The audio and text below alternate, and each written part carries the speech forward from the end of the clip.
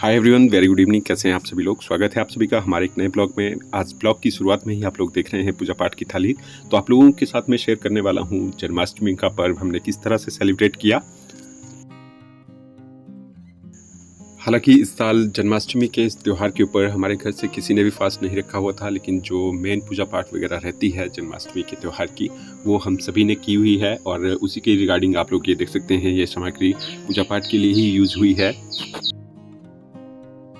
बाकी मौसम की भी मैं आप लोगों को थोड़ी सी हालचाल बता देता हूँ। तो मौसम इस बार देखिए सुधरने का नाम ही नहीं ले रहा है। बहुत ज़्यादा तेज़ बारिश हो रही है डेली बेसिस पर, और एक खतरा सा भी बन जाता है जगह जगह पर। जिस तरह से लैंडस्लाइडिंग देखने को मिलती है, तो हमारे घर वगैरह के एरिया के आसपास भी हमें डर सा लगने लग जाता है, क्योंकि हमारा जो स्टेट है आप लोगों को पता है पहाड़ी राज्य है। वो मेरा कृष्ण भगवान आया आज मेरे घर। वो मेरा कृष्ण भगवान आली मुरली आले पकड़ी है जे। ए पकड़ मुरली, मुरली पकड़ो। मानी मुरली पकड़ो। हां बजो मुरली। ये मुरली आले गिरा बजी ना। मेरा कृष्ण भगवान आ ठहर। श्याम कृष्ण कन्हैया राधे राधे राधे राधे राधे राधे राधे राधे राधे राधे राधे राधे राधे राधे ऐसा तो देवा मेरे पुत्र माला मुला खूब मेरी राधे आले आले जय हो जय जय जय कृष्ण कन्हैया जय मुरली के बजैया जय मुरली के बजैया। मुरली बजाओ कान्हा जी।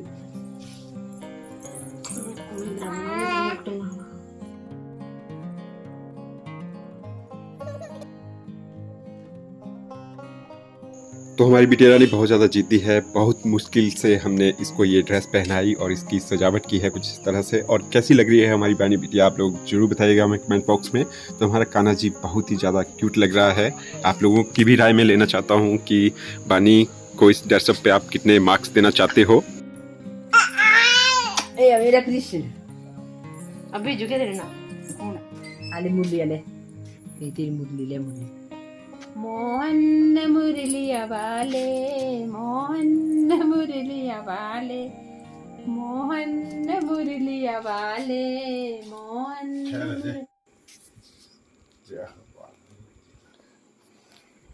मोहन मुरलिया वाले मोहन मुरलिया वाले। देखो मुरलिया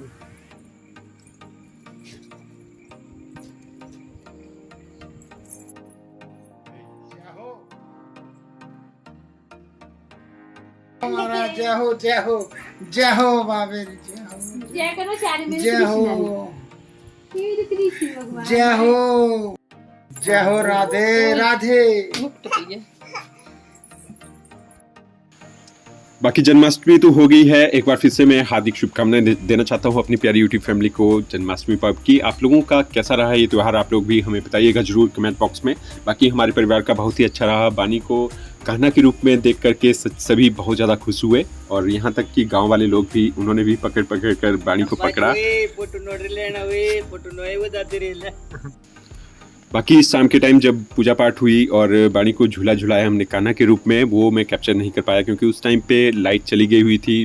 बहुत ज़्यादा तेज़ बारिश हुई पिछली कल रात को, और आज पूरा दिन भर भी लाइट नहीं रही। अभी शाम के टाइम 5 बजे लाइट आई हुई है। तो इससे आगे भी यूँ ही कंटिन्यू बने रहिएगा। बहुत कुछ लेकर आया हूँ आप लोगों के लिए आज के ब्लॉग में, तो यूँ ही देखिए आगे भी। हालांकि हमारी फैमिली के किसी भी मेंबर ने फास्ट नहीं किया हुआ था शिवरात्रि का, लेकिन जो त्यौहार है उसको हमने काफ़ी अच्छे से मनाया। तो यहाँ पर हमने ढेर सारी डिशेज़ बनाई हैं, वो आप लोगों के साथ में शेयर कर रहा हूँ। तो यहाँ पर सबसे पहले मैं आप लोगों को बता दूँ, जो बरसात के मौसम में सबसे ज़्यादा मोस्टेबल बनती है हमारे हिमाचल में, तो उसका नाम है पतरोड़े। तो नाम सुनकर ही मुँह में पानी आ गया ना। पतरोड़े बनाने के लिए हम यूज़ कर रहे हैं बेसन, और बेसन में हमने ऐड किया हुआ है कच्चा प्याज, और जितने भी मसाले हमारे पास थे वो हमने ऐड किए हैं इसके अंदर। और उसके बाद सभी के सभी मसालों को अच्छी तरह से मिक्स करना पड़ता है। जिस तरह से आटे को गूँथा जाता है उसी तरह से इसको भी गूँथ रहे हैं, ताकि जो भी मसाले ऐड किए हैं वो सारे के सारे अच्छे से मिल जाए।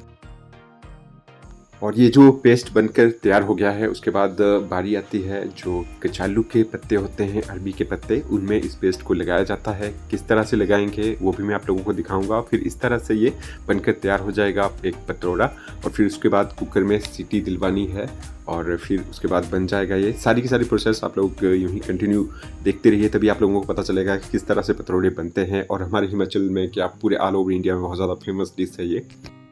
सबसे ध्यान रखने योग्य बात यह है कि जो अरबी के पत्ते हैं उनमें सीधे पत्तों पे आप लोगों ने पेस्ट यूज़ नहीं करना है, उल्टे पत्तों के ऊपर ही पेस्ट यूज़ करना है, क्योंकि उल्टे पत्तों पे ही पेस्ट काफ़ी अच्छे से लगता है। फिर उसके बाद इस तरह से पतरोड़े बन जाएंगे। तो कुकर में सीटी दिलवानी है, 1 या 2 सीटी में ही पतरोड़े बन करके तैयार हो जाते हैं। फिर उसके बाद इनको निकाल देना है और फिर इनको हमने कुछ इस तरह से काटा हुआ है पतले पतले हिस्सों में। तो अभी तक ऑलमोस्ट आपके पतरोड़े बनकर तैयार होने ही वाले हैं। अब बारी आती है इसको तड़का लगाने की। तो आप देख सकते हैं कढ़ाई रख दी है हमने अपने चूल्हे के ऊपर और सारे के सारे मसाले हमने ऐड किए हैं। प्याज को भुना जा रहा है यहाँ पे, और फिर अब जो भी पतरोड़े हमने काटे हैं उनको हम डाल देंगे और फिर थोड़ी 10 मिनट के बाद ये पतरोड़े बन करके तैयार हो जाएंगे। अभी मैं दिखाऊंगा आप लोगों को, और आप लोग भी ज़रूर ट्राई कीजिएगा। अगर आप लोगों को कहीं पे भी अरबी के पत्ते मिल जाएं, कचालू के पत्ते मिल जाएं, ये सीजनेबल जो भी सब्जियां होती हैं खाने के लिए बहुत ज़्यादा हेल्थी होती है, फ़ायदेमंद होती है, तो ज़रूर ट्राई करना चाहिए। तो ये हमारे रेडी हो गए हैं पतरोड़े। किस तरह के लग रहे हैं ये भी आप लोग ज़रूर बताइएगा हमें।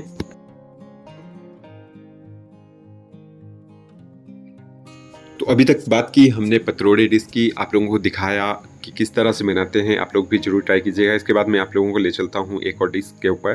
तो हमने बनाया हुआ था मटर पनीर, और बिल्कुल हमने एक रेस्टोरेंट की तरह मटर पनीर बनाया हुआ था, जिस तरह से होटल पे आप ऑर्डर करते हो। सूखा मटर पनीर हमने बनाया हुआ था, आप लोगों के साथ मैं शेयर करूँगा। तो यूँ ही आगे भी कंटिन्यू बने रहिएगा। सबसे पहले जो पनीर था वो हमने छोटे छोटे टुकड़े किए, उसके काटा उसको, और फिर उसके बाद हमने इसकी तलाई की हुई है। बाकी इसका मसाला किस तरह से आपने बनाना है वो मैं आप लोगों को दिखा देता हूँ। प्याज को हमने अच्छी तरह से भून दिया है, और जो रही बात टमाटर की, उसके लिए आपने मिक्सी का सहारा लेना है। तो मिक्सी से इसका काफ़ी अच्छा पेस्ट बन जाएगा। और मटर हमने फ्रोज़न मटर यूज़ किए हुए हैं। तो सबसे पहले मटर को आपने उबालना है, सिर्फ ओनली एक सीटी ही दिलवानी है, ज़्यादा नहीं उबालना है, नहीं तो आपके मटर ख़राब हो सकते हैं। फिर ये जो हमने मसाला बना दिया था उसमें सबसे पहले आपने मटर को ही डालना है और इनको अच्छी तरह से मसाले के अंदर मिक्स करना है। जब अच्छी तरह से मसाले के साथ मिक्स हो जाएंगे मटर, उसके बाद जो पनीर की तलाई की हुई थी हमने उसको डाल देना है, और ये हमारी सब्जी रेडी है। बिल्कुल सूखा मटर पनीर हमने बनाया हुआ है। तो कैसा लगा ये भी आपको।